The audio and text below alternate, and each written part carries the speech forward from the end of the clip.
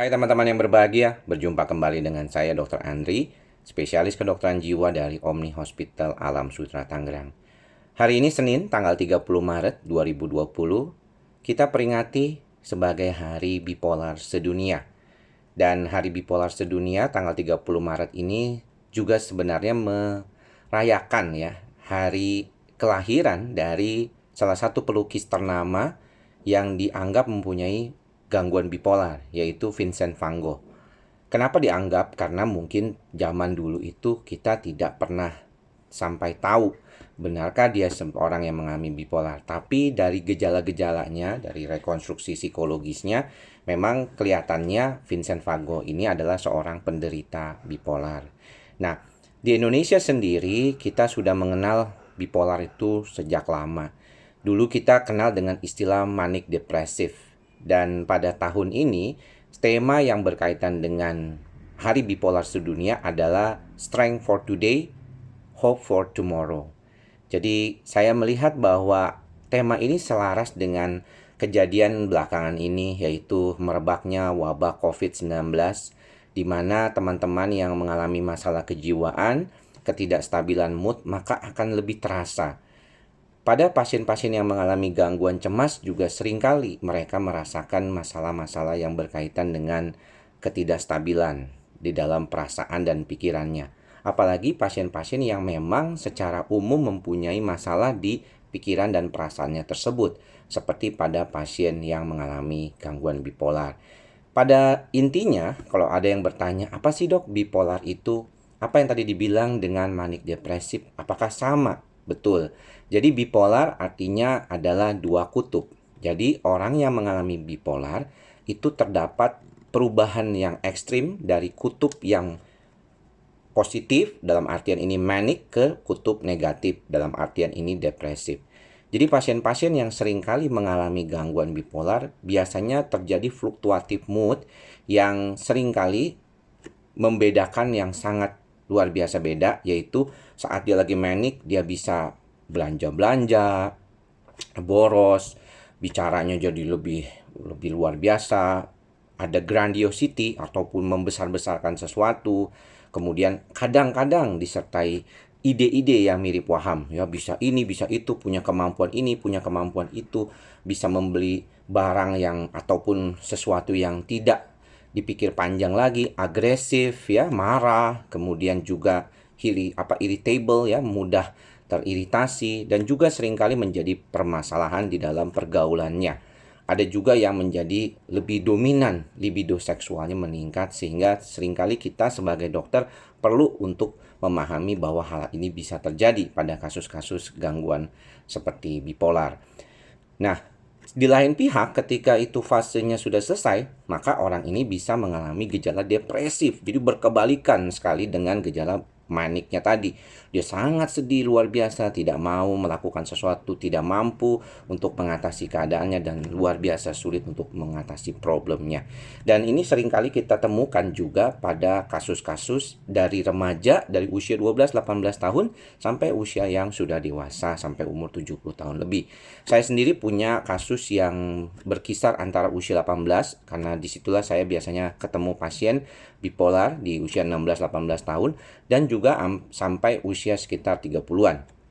Lalu saya punya juga pasien yang sudah usia 70-an, ya, seorang pasien yang usianya sudah 70-an, dan dia tahu bahwa dulu dia pernah didiagnosis sebagai manic depresif, ya. Jadi dulu itu dianggap gejalanya itu seperti manic depresif, ya, dua polar atau bipolar. Nah, pada beberapa penelitian terakhir memang dikatakan masalah yang berkaitan dengan bipolar adalah masalah yang juga yang berkaitan dengan sistem dopamin, bukan hanya sistem serotoninnya terkait di prefrontal cortex ataupun di daerah otak bagian depan.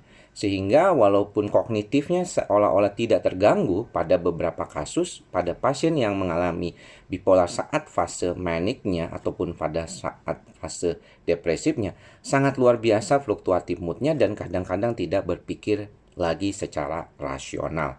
Pada beberapa kasus yang berat disertai gejala psikotik seperti ada waham, ya, kebesaran saat dia lagi manik, ataupun waham kesedihan ataupun waham yang nihilistik istilahnya pada saat dia mengalami gangguan depresif. Nah, bipolar ini bisa diobati. Ya, bipolar bisa diobati. Biasanya dokter akan memberikan obat yang berguna untuk menstabilkan moodnya. Pada saat dia depresif, dia bisa juga ditambahkan obat antidepresan yang biasanya dipilih adalah golongan serotonin ya, SSRI. Karena kalau kita khawatir kalau pakai golongan SNRI itu bisa meningkatkan mood secara cepat. Jadi dia dari yang depresif tiba-tiba makan obat 3 hari kemudian jadi manic. Itu bisa terjadi pada penggunaan SNRI. Tetapi kalau di dalam beberapa penelitian terakhir, bahkan kalau jadi sebenarnya tanggal kemarin 29 Maret ada European Psychiatric Association di Spanyol, itu sebenarnya mereka akan membahas tentang bagaimana pengobatan terkait dengan bipolar. Apakah perlu menambahkan antidepresan atau cukup dengan menggunakan mood stabilizer saja? Beberapa obat yang sering digunakan misalnya asam valproat atau garam valproat, natrium divalproate dengan merek dagang yang terkenal adalah Depakote, juga biasanya dengan menggunakan antipsikotik seperti aripiprazol, olanzapine, quetiapine, ya, ada juga dengan risperidon. Nah, menariknya pada kasus-kasus bipolar memang seringkali fluktuatif mood ini yang menjadi penting, sehingga disarankan penggunaan antidepresan itu tidak terlalu dominan, tetapi mood stabilizer-nya yang lebih dominan. Kita tahu bahwa menjadi seorang bipolar itu bukan berarti tidak bisa beraktivitas seperti biasa. Karena bagaimanapun kondisinya sebenarnya tergantung dari orang itu sendiri.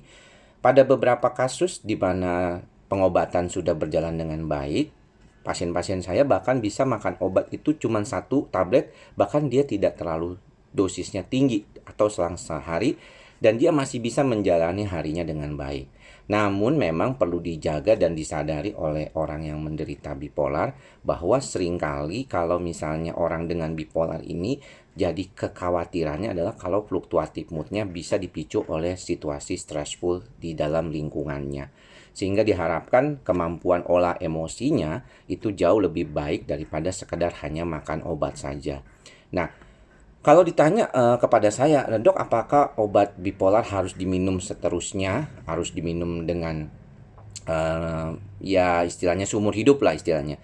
Saya sih menyarankan memang sebaiknya terkontrol dengan obat dalam jangka waktu tertentu. Saya bisa bilang bahwa memang waktunya lama.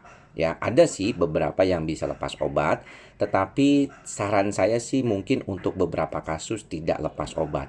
Jadi anggap saja seperti orang yang mengalami hipertensi di mana Anda minum obat itu untuk menjaga tensi Anda.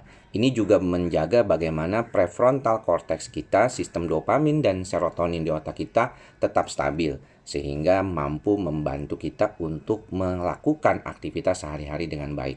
Karena orang bipolar itu semuanya ya bisa kerja seperti biasa sebenarnya. Cuman mungkin ada beberapa kondisi yang cukup berat kalau dia punya masalah kepribadian. Nah, masalah kepribadian ini menjadi latar belakang atau background dari psikologis orang tersebut. Dan yang biasanya sulit adalah orang dengan kepribadian ambang. Orang dengan kepribadian ambang ini memang seringkali dominan, gejala-gejalanya lebih sulit untuk dikendalikan kalau misalnya dia sedang dalam keadaan fluktuatif mood. Nah, itulah mengapa tadi saya bilang tidak hanya sekedar obat, tetapi juga bisa psikoterapi ataupun orang tersebut belajar untuk mengenali dirinya, termasuk perasaan dan pikirannya. Memang tidak mudah. Itulah mengapa beberapa teman ada yang namanya membentuk suatu organisasi support system Bipolar Care Indonesia. Bukan cuma buat orangnya, tetapi juga buat caregivernya, orang-orang di sekitar ataupun dalam hal ini pasangan maupun keluarga dari orang yang mengalami bipolar. Seringkali yang lebih repot adalah keluarganya, karena menghadapi situasi yang berkaitan dengan orang-orang bipolar membuat mereka kadang-kadang kesulitan untuk mengatasi dan kadang-kadang ikut-ikutan emosi dalam bagaimana mengatasi. Karena memang banyak di antara orang bipolar dianggap sebagai mempunyai kepribadian yang sulit ataupun yang susah untuk bisa dipahami oleh banyak orang. Tetapi saya berharap bahwa masalah yang berkaitan dengan kejiwaan memang kaitannya dengan pikiran, perasaan, dan perilaku manusia. Jadi memang kalau gejalanya kok dia begitu sih? Ya emang begitu gitu. Jadi kita memang perlu berempati. Saya juga masih belajar. Walaupun sudah jadi psikiater lebih dari 12 tahun, ya ini tahun ke-12 saya ya. Jadinya hampir 12 tahun maksudnya. Saya tetap harus memahami juga kondisi bipolar. Pasien-pasien yang seringkali fluktuatif moodnya itu perlu ditenangkan kadang-kadang. Seringkali ketika psikoterapi belum bisa, maka haruslah dengan pengobatan terlebih dahulu. Sehingga jangan terlalu takut dengan obat-obatan karena memang perlu dikontrol otaknya dengan obat.